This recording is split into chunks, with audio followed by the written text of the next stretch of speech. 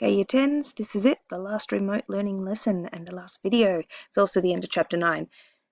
Please go and get your calculator, your TI Inspire, if you haven't already got it. The learning intention today is to be able to use your TI Inspire to determine a least square regression line. Now, a least square regression line is just another way of saying a line of best fit. It's just the method that is used to achieve that line of best fit. Last lesson, you were doing it by eye. This time you're getting the technology to do it for you, and it's trying to find the line that creates the smallest gaps between each point, each data point, and the line. So to be successful today, you need to be able to use that CAS to plot a scatter plot, perform a linear regression, and then find the equation of that line and use the equation to generate predictions. And I will walk you through question 1A to show you how to do it. All right, so here's the first table in question 1. Now, the first thing we're going to have to do is construct a scatter plot for the data. I'll show you quickly how to do it on paper and also on the calculator, and then we'll use the calculator to get this least square regression line. All right, so we're going to set up an x-axis that goes from 1 to 8, and a y-axis. I'm just going to go from 1 to 8 again because the lowest value is pretty close to 1, the highest value is pretty close to 8. Okay, so here's my per axis set up, x, 1 to 8. There's y, I've labelled it y, 1 to 8. Let's start plotting our points. Our first coordinate is 1 and 3.2. So we read x as 1, and we go up to where we think 3.2 is, and we put, oops-a-daisy, a mark. The next one is 2 and 5, so there's 2, and I'm going to go up to where 5 is and put a mark. 3 and 5.6, put that about there. 4 and 5.4, it's just a little lower than the one before. 5, 6.8, so that's almost up to 7. Maybe that's a little low. 6 and 6.9, a little bit higher. 7, 7.1, and then 8 and 7.6. Alrighty, so that's what your scatter plot looks like on paper. Now let's see what it looks like on the calculator. Okay, so your calculator should look something like this. The first thing I might get you to do, if you haven't already done so, is just to check your settings. So go to number 5 on this menu. Go into document settings, and can I get you to change the angle to degrees if you haven't already done so? And can I also get you to change the calculation mode to approximate? That'll suit our needs. You don't really need auto or exact if you're doing methods. Once you've done that, can you please make it default? I'll click on making default. Why won't you let me do that? There we go. And it'll reset everything there. Done. All right. Let's get to it. Okay, first we need to enter the list. Now to do that, you need to press Control N. And that'll work any second now. Let me do it on here, maybe Control N for new. If there's anything previous you don't want to save it, just say no. And we're going to add a list and a spreadsheet. So that's option 4. Now, if you remember the table that we were looking at, it's just called X and Y. So that's what we're going to put on the calculator. So I'm going to call this one X and this one Y. And then I'm going to enter the points there. Now, X was just 1 to 8. So it's very easy. 2, 3, 4, 5, 6, 7, 8. Y is a little bit trickier. So just enter in the points just like I'm doing there.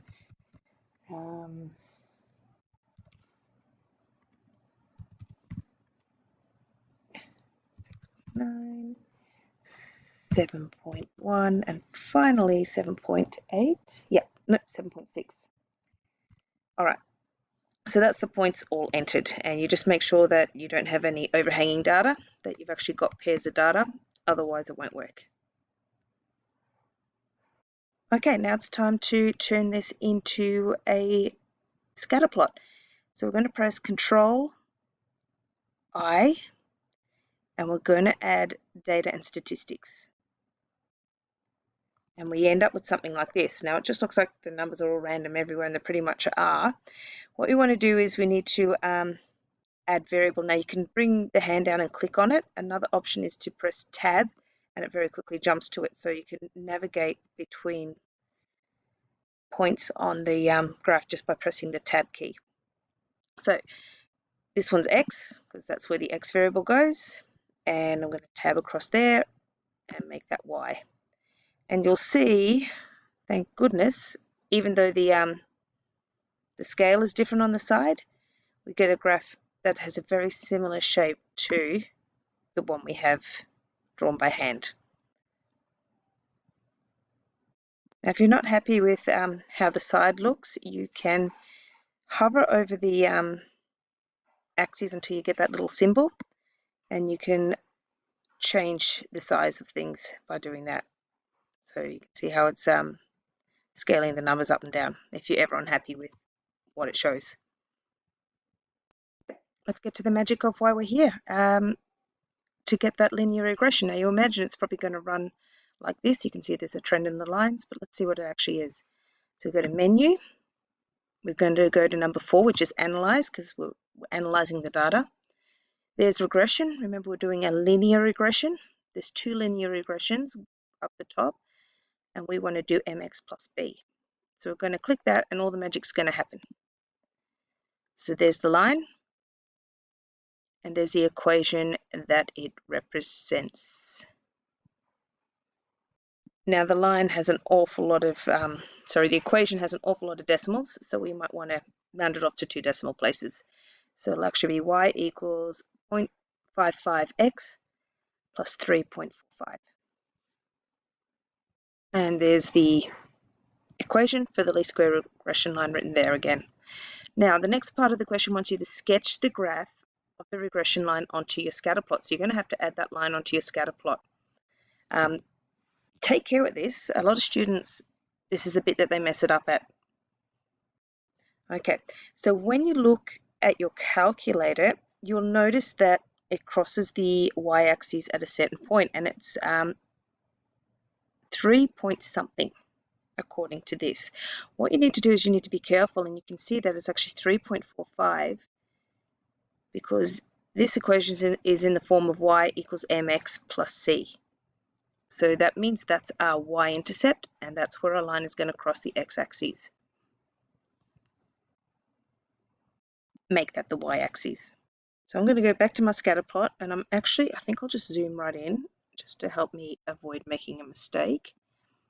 And we're going to want to cross the y-axis, which is this line here, at just slightly less than 3.5. So I'm going to put a point right there. That's where our line's going to start. It would be very tempting to just get your ruler and say, oh yeah, it starts there, and I think it goes roughly in that direction, and off you go and draw your line, but you risk losing marks in case you place it wrong. So let's go back to our calculator and see what we can use to help us. Okay, so one thing you can do is you can use the grid lines that are visible to help you, and you can see that the line kind of goes through the coordinate 2 and 4.5. So that could be your second point that you choose to draw the line through. You can use, if you go into the menu, you can use the window zoom settings to help you. Like you can zoom in on the data, and that might change your perspective a bit. You can just choose to zoom in, let's say somewhere up here, and see if we find a point that neatly crosses the lines. And here we go. Here's 7.1 and 6.6. So you could use that as your second data point. Let's do that. So the x is 6.6 and the y is 7.1. Here is my graph. I'll just hide the ruler for now. 6.6, I'm going to say that's roughly about there, and 7.1 is just above that point. So let's draw our second dot, oopsie-daisy, about there. And now I'm going to join in with the ruler, because it's not a line of best fit if it's not even a line. If it's some wobbly thing going on, it's no good. There we go. And there's our line of best fit. Okay, so the last thing we need to do is use our least square regression line to estimate the value of y when x is. So what that means is you've got to use this equation to estimate. So for the first part, we need to let x equal 7. So that means you look at your equation, you find the x, there it is, and you take it out and instead have it as times 7 times 7. So in your calculator, you type 0.55 times 7 plus 3.45. So get back to the home screen, go to A to get the calculator and just type it in. 0.55 times 7 plus 3.45 gives us an answer of 7.3. And that's pretty sure all you need to know. Sometimes you'll be asked to find x when you let y equal something. Just use backtracking, or alternatively you can use the solve function on your calculator. I'll quickly do that now. Let's pretend that we're going to let y equal 7 this time. We're going to find out what x would be. So I'm going to type in solve. Oops, I don't think I've got the calculator activated. There we go. Solve. Type it in as we have it. So 7 equals 0.55 x plus 3.45, and then we do comma x, and it should tell us what x is worth. X is worth 6.45. So that's another option you can do on your calculator. If you're not so good at backtracking, you can use the solve function on these calculators. All right, good luck, guys. Hopefully that is helpful. If not, we can sort you out on Monday because you'll be in the classroom and I'll actually be able to show you and troubleshoot you through using these calculators, which can be a bit daunting. Good luck, and I'll see you next week.